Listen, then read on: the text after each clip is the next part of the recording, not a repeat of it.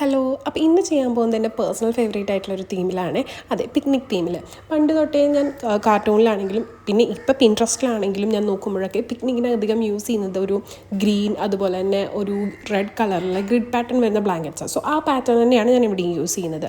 So ഞാൻ ആദ്യം ഒരു റെഡ് കളറിലുള്ള ബാക്ക്ഗ്രൗണ്ട് കൊടുക്കുന്നുണ്ട്. പിന്നെ ഇൻട്രാക്റ്റീവായിട്ട് എന്തെങ്കിലും ചെയ്യണം എന്നുള്ളതുകൊണ്ട് ഇതുപോലെ ഒരു പാറ്റേൺ പേപ്പർ എടുത്തിട്ട് ഇതുപോലെ മടക്കിയിട്ട് ഒരു എൻവലപ്പ് പോലെ സെറ്റ് ചെയ്ത് കൊടുക്കുന്നുണ്ട്.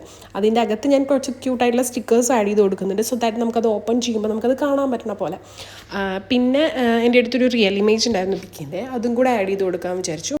സോ അതും കുറച്ച് ഡിഫറെൻ്റ് ആയിട്ടുള്ള സ്റ്റൈൽ ഇൻക്ലൂഡ് ചെയ്യണം എന്നുള്ളത് കൊണ്ട് ഞാൻ ഇതുപോലെ ഒരു കാർഡ്, അതായത് നമുക്ക് ഓപ്പൺ ചെയ്യാൻ പറ്റുന്ന ഒരു കാർഡ് പോലെ ആക്കി കൊടുക്കാമെന്ന് വിചാരിച്ചു. അപ്പോൾ A4 പേപ്പറിലാണ് ഞാനിത് കട്ട് ചെയ്ത് കൊടുക്കുന്നത്. പിന്നെ ഞാൻ ഓൾറെഡി പറഞ്ഞു ഈ പാറ്റേൺ എനിക്ക് ഫെമിലിയർ എന്ന്. സോ ആ പാറ്റേൺ വെച്ചിട്ട് ഇതുപോലെ ഒന്ന് ഡിസൈനും കൂടെ ഞാൻ ചെയ്ത് കൊടുക്കുന്നുണ്ട്. പിന്നെ ഇൻസൈഡ് നമ്മൾ ഫോട്ടോ കൊടുത്തില്ലേ, ആ ഫോട്ടോയുടെ രണ്ട് സൈഡിലും ഞാനിത് ഈ ഒരു പാറ്റേണിൻ്റെ ബാക്കി വന്ന പീസസാണ് സ്റ്റിക്ക് ചെയ്ത് കൊടുക്കുന്നത്.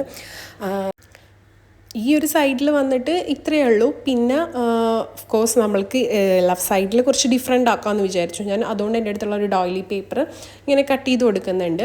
പിന്നെ ഞാൻ ആ മുന്നേ നമ്മൾ സ്റ്റിക്ക് ചെയ്ത് കൊടുത്തുള്ള ആ പാറ്റേൺ അല്ല, ആ പാറ്റേണിൻ്റെ ഈ പേപ്പറിൽ നിന്ന് കട്ട് ചെയ്തെടുത്തത് അതും സ്റ്റിക്ക് ചെയ്ത് കൊടുക്കുന്നുണ്ട്. പിന്നെ ഞാൻ അധികം എന്താ പറയുക, കുറച്ച് സ്റ്റിക്കേഴ്സ് ഈ ഒരു സ്റ്റൈലിൽ ആഡ് ചെയ്ത് കൊടുക്കുന്നില്ല. പിന്നെ നമ്മുടെ ആ കാർഡിൻ്റെ പുറത്ത് ഞാൻ ജസ്റ്റ് കോട്ട് ചെയ്ത് കൊടുക്കുന്നുണ്ട്. അപ്പോൾ അത്രയേ ഉള്ളൂ. എനിക്ക് ഫൈനൽ ലുക്ക് ഭയങ്കര ഇഷ്ടമായി. Okay, by.